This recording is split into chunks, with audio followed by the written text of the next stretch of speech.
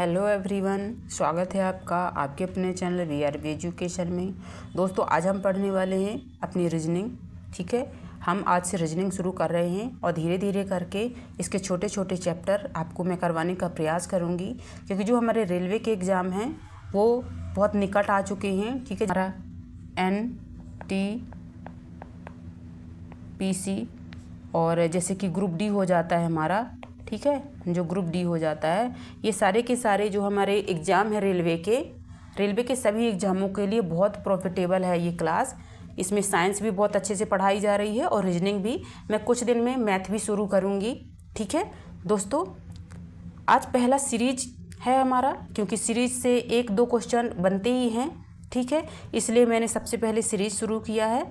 तो आज हम देखते हैं सीरीज में पहला है हमारा क्वेश्चन। आप ध्यान से देखिए, ये इस स्थान पे क्या आएगा हमारे सीरीज में। ठीक है, तो आप यहाँ से शुरू कीजिए। जैसे आप देख रहे हैं यहाँ से जो ये हमारा 15 है। ठीक है, 15 से 22 हो गया, 22 से 29 हो गया, 29 से 36 हो गया।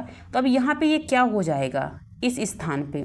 तो हम जैसे कि यहाँ पे अगर हम 15 में 7 जोड़ देते हैं, ठीक है, अगर हम 15 में 7 जोड़ देते हैं तो ये 22 बन जाता है। और अगर हम 22 में 7 जोड़ देते हैं तो हमारा 29 बन जाता है।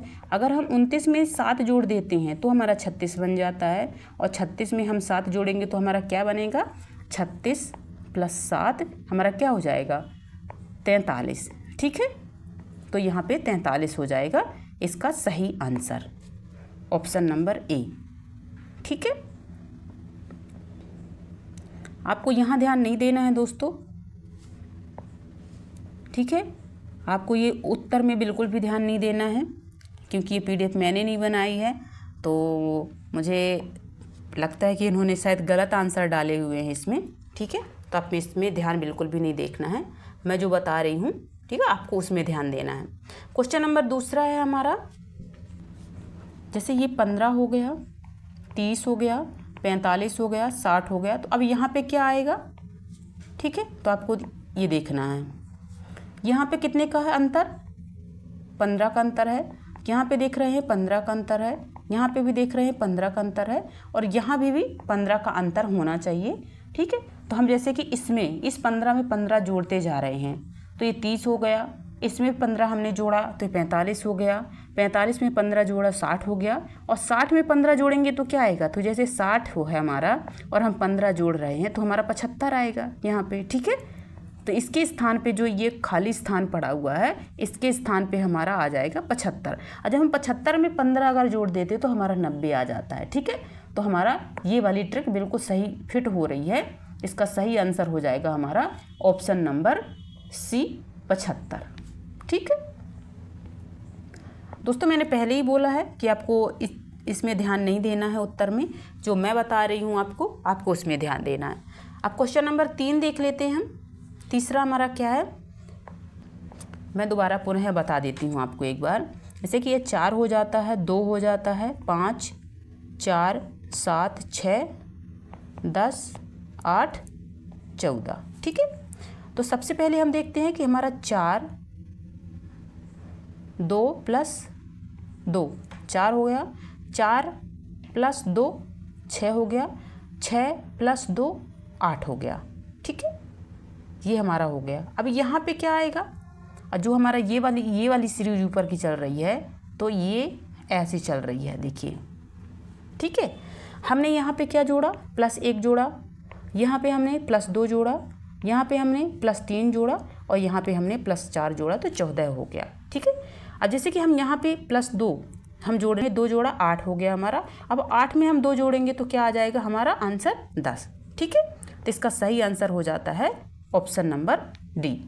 ठीक है, 10 इसका सही आंसर हो जाता है। क्वेश्चन नंबर 5 है हमारा, 40, 34, 28, 22 क्वेश्चन मार्क और 10। ठीक है, यहाँ पे अब देख लेते हैं, इसका अंतर ही देख लेते हैं सबसे पहले। तो इसमें अंतर हम 24 में से कितना घटाएंगे, 40 में से हम 34 घटाएंगे तो 6 आ जाएगा हमारा।